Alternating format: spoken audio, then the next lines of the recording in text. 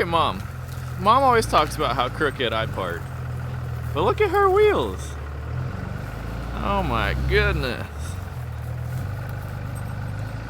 She has no room to talk. We have to do a 50-hour. I wish I can just snap my fingers and these combines are serviced, but it don't work like that. First step, get that out of the way. Also, on the way over here, we saw some mule deer. I think they were mule deer. Their horns are just massive. And they're actually pretty big deer. I don't think this camera picked it up too well because I have a wide angle lens, but I did zoom in with my camera and got a little better shot. That was pretty cool this morning, getting to see that. Well, I'm almost done with the 50-hour service. The only thing that we have left is the roller bearings underneath, which we need to start the combine, raise the header up, and then do that. And then we should be done with a 50-hour. Also, I forgot to charge my drone batteries last night, so I have this little portable solar dually mabob charging them, and it's so slow. Like right now it's where is it at? 3 bars. So, and that's just one battery. So that's gonna be a while. I was so tired last night that I forgot to charge all of my batteries, even my camera battery, so hopefully that doesn't die today as well. But I really want those batteries to charge because today is Tessa's last day for a week here, and whenever I fly the drone, she runs the combine, so if I don't have anyone to run the combine, I can't fly the drone. Okay, everything is serviced and doesn't seem to be broke down.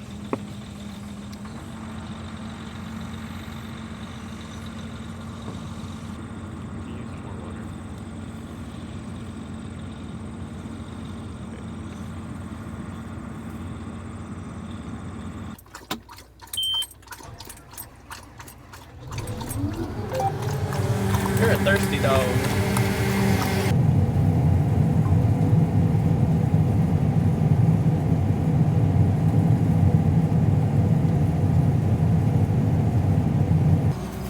I was hearing chirping in the cab for my sickle, and I'm gonna guess I have a broke section somewhere or bent. Yep, there it is. Might as well put a new section on that one, and possibly that one too.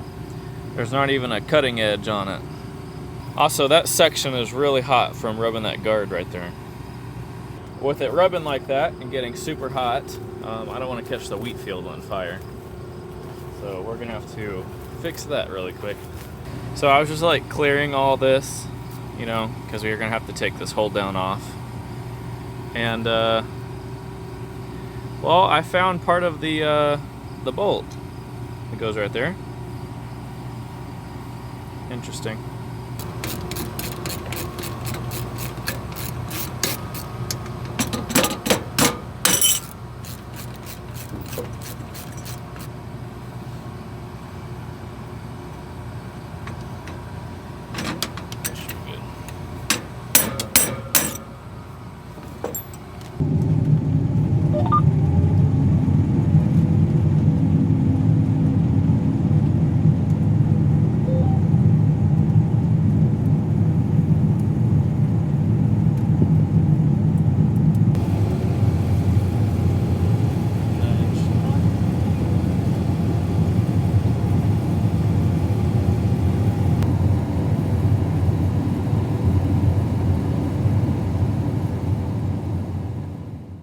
Good morning, everyone.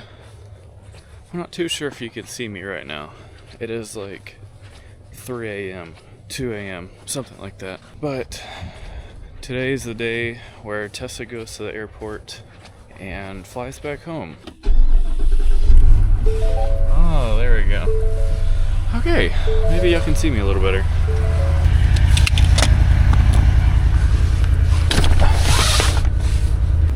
Did you lock it?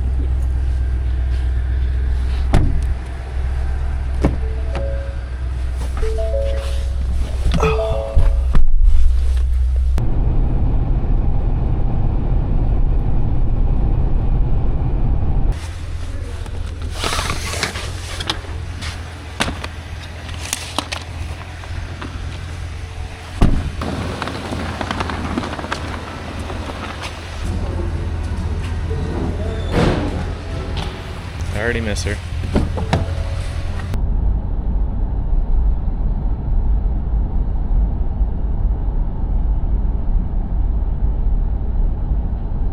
I hate shopping, specifically grocery shopping, but I'm gonna go get groceries.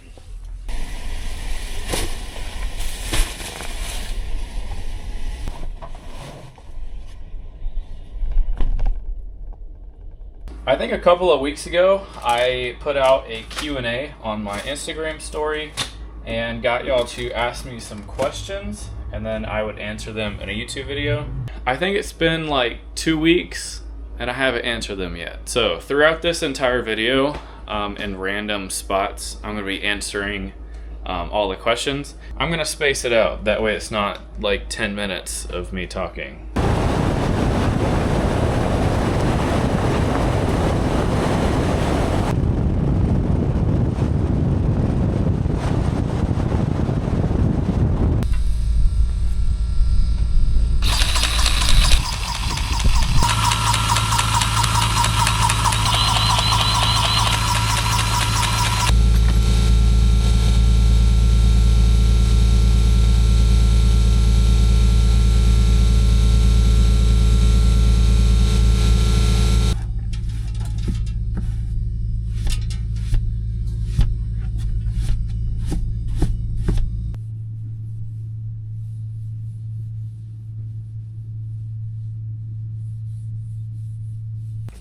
Get up there.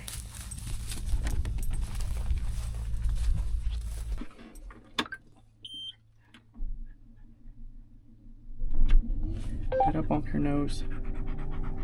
Get up off your nose. You're a really happy dog. Someone asked, how did you teach Dibs to climb in on the tires? We did a YouTube short on how we taught Dibs how to climb on the tire, and I think it's at 2 million views right now, which is pretty cool. Dibs rides in the combine every single day that we harvest. Rather than me having to push him up the tire or carrying him up the stairs, I taught him how to run up the tire. And how I did that is took something that he's super interested in, which would be his Frisbee.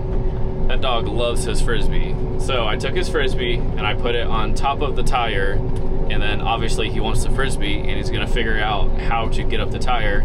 So he ran up the tire, and then it just started from there.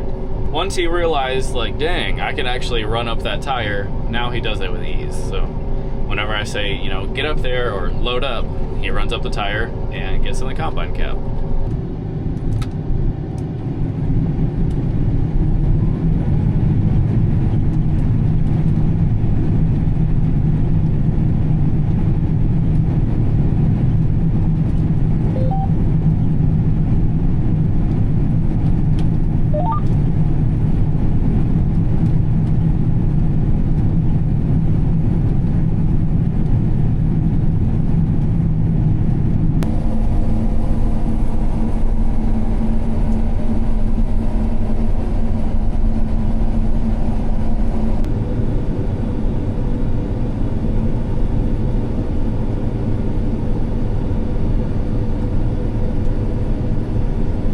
Dibs was getting hot in the floor, so I lifted up the buddy seat, and the air vents right there hit right on the buddy seat. He seems to like that better. Cody's still servicing. I think he's pulling the Dodge over to blow the radiator out on the tractor. I'm just picking at this field little by little. Not everyone has showed up yet, so I'm just kind of getting a head start for the day. Well, I'm glad someone showed up for work. You sleep, sitting up in the chair.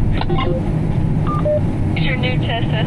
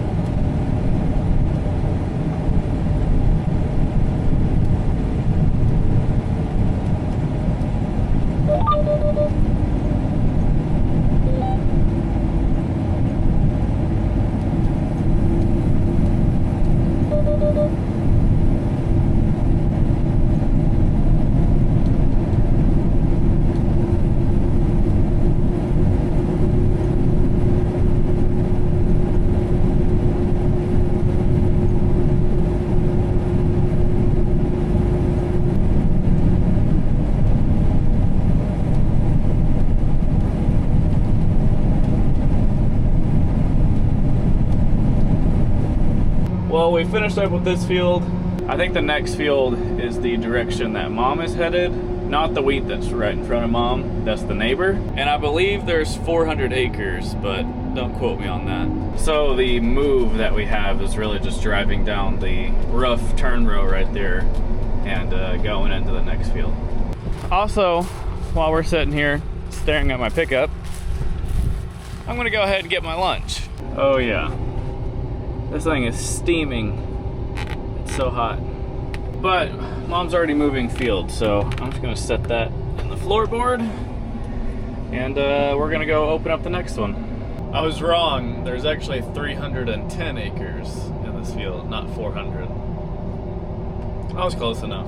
Well, this is the trail road that we have to go down right here. I'm gonna guess this is the neighbor's canola field and this is the neighbor's wheat field. If I stay on the trail, my header's gonna hang over in the wheat and it's gonna be in that guy's way that's cutting the wheat, so we're gonna wait. We have a harvest traffic jam right now.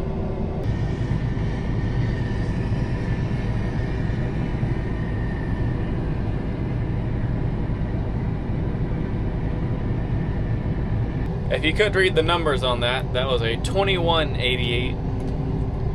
We used to run a 7088 years ago. If I remember correctly, I'm pretty sure the 7088 that we ran was the first combine that I ran by myself. I'm gonna have to ask Mom on that one.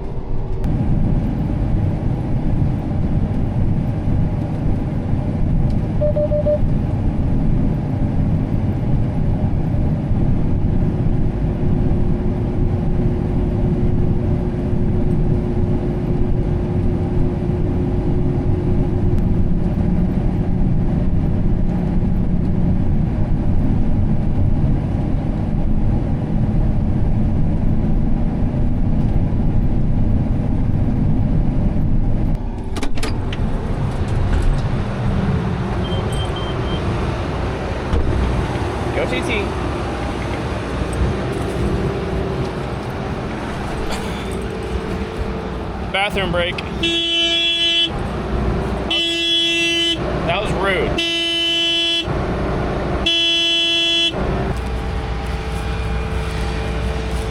Dibs, you better hurry up. Mom's passing us. Okay, get up there.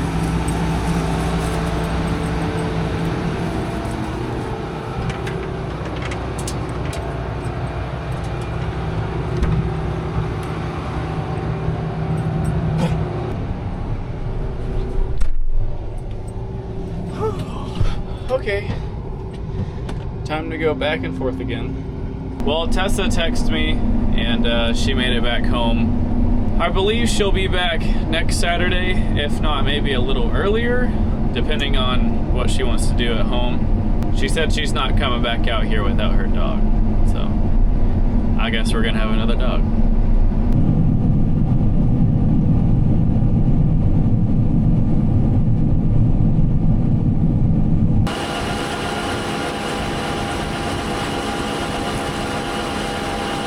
Well, we've been going back and forth. It is now almost 5 o'clock in the afternoon, and it's been a pretty slow day, mainly because the yield of the wheat. We really can't get up and go as fast as we would like. Majority of the middle is making high 80s, low 90s, but the turn row of the field, and then there's a couple of hills in this field, and the top of the hills obviously is not going to make as much as the bottom of the hills. So that's also kind of killing the yield, but the rest of the field is pretty good. So we've been running 2.5 to 3 miles an hour mainly all day. So very, very, very slow day. Dibs is using the restroom. Mom's slowly catching back up. We always try to stay semi-close to each other. That way it's easier on Cody, but Mom got left behind because she cut out a ditch. And I kept on going, so we're kind of far apart from each other.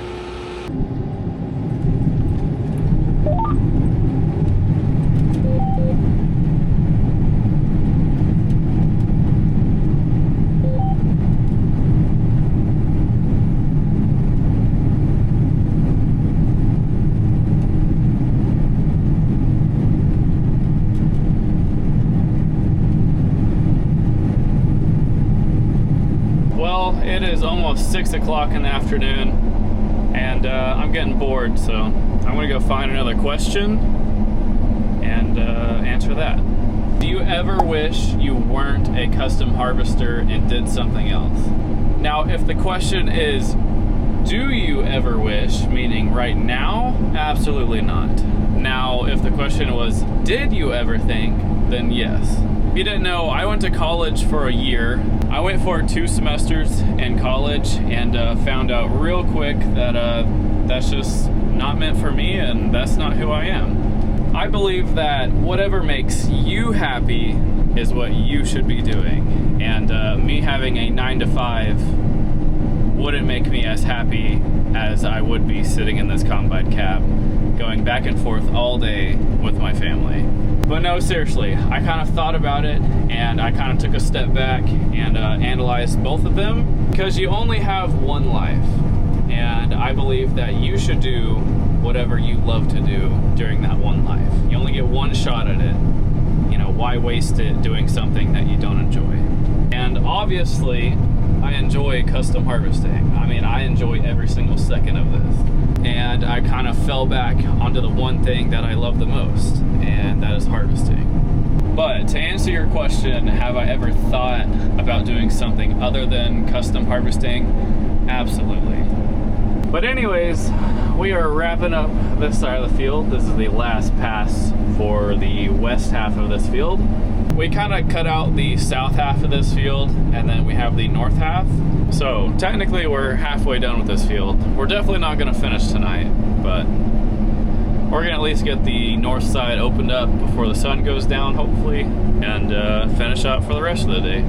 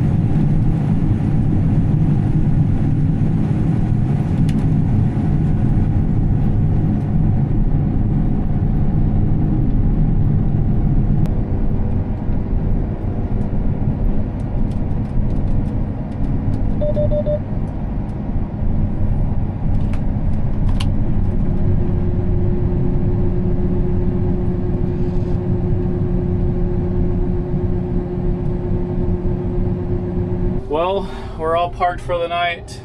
If we're crooked, or really if Mom is crooked, it's her fault. Because I auto steered up to this point. If it's crooked, it's Mom's fault. But that is going to be it for today's video. Hope y'all enjoyed it. Thank y'all for watching, and I'll see you on the next one.